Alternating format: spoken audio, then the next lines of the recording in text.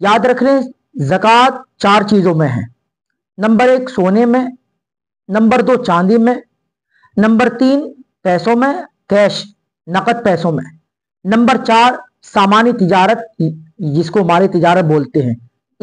इतनी नकद रुपए हो, कैश अमाउंट हो, या इतनी मालियत हो कि जिससे 52.5 तोला चांदी खरीदी जा सके।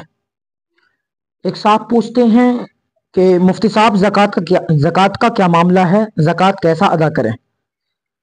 है दीन का ये मरकज़ मुफ्ती निशात आलम, ये दीन का तर्जमा है मुफ्ती निशात आलम। इनकी फ़िक्र तो देखो, इनकी तड़प तो देखो, तबलीग दीन का ये चैनल मुफ्ती निशात आलम देता है दर्स जो अमन का, उखुवत और इंसानियत का। खुदा दे तरक्की तुमको मुफ्ती निशात आलम। उनको मिलाकर फिर उस सोने की कीमत को, उस सोने को बेचकर फिर उसकी कीमत 52.5 तोला चांदी की कीमत तक देखी जाएगी। यानी अगर वो पैसे आराम से, जाहिर से इतने पैसे बन जाएंगे कि जिससे 52.5 तोला चांदी खरीदी जा सकती है आराम से, तो फिर इस सूरत में 1 तोला सोना पर, और जो उसके पास पैसा है चाहे 1 रुपया क्यों ना हो, ऐसे शख्स पर फिर ज़कात फर्ज होगी।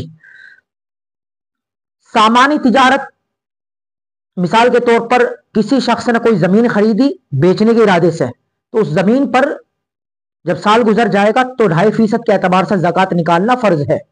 या फर्ज करो किसी इंसान ने कोई कारोबार करा, मिसाल के तौर पर मोबाइल का कारोबार करा, मोबाइल उसे वो न्यू फोन बेचता है। अब जितने भी मोबाइल उसकी दुकान में रखे हुए हैं उन तमाम मोबाइल पर ज़कात फर्ज है। उनकी मालियत को देखते हुए कुल मिकदार को देखें और फिर उस एतबार से 2.5% के एतबार से ज़कात निकालें। और जो जमीन उन्होंने ली है, खरीदी, लेकिन इरादा क्या है कि इसमें हमारे बच्चे रहेंगे, बाद में बड़े हो जाएंगे तो हम अपने बच्चों को अलग करके, एक बच्चा यहाँ रहेगा, हम यहाँ रहते रहेंगे, तो फिर ऐसी जमीन पर ज़कात फर्ज नहीं है। वो जमीन जो तिजारत की गर्ज से खरीदी गई हो उस जमीन पर ज़कात फर्ज है।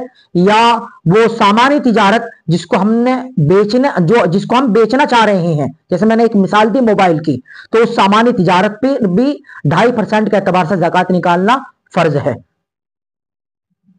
और अगर मसला समझ में ना आए तो दोबारा कमेंट करें, मैं इंशाअल्लाह दोबारा वजाहत के साथ बता दूंगा।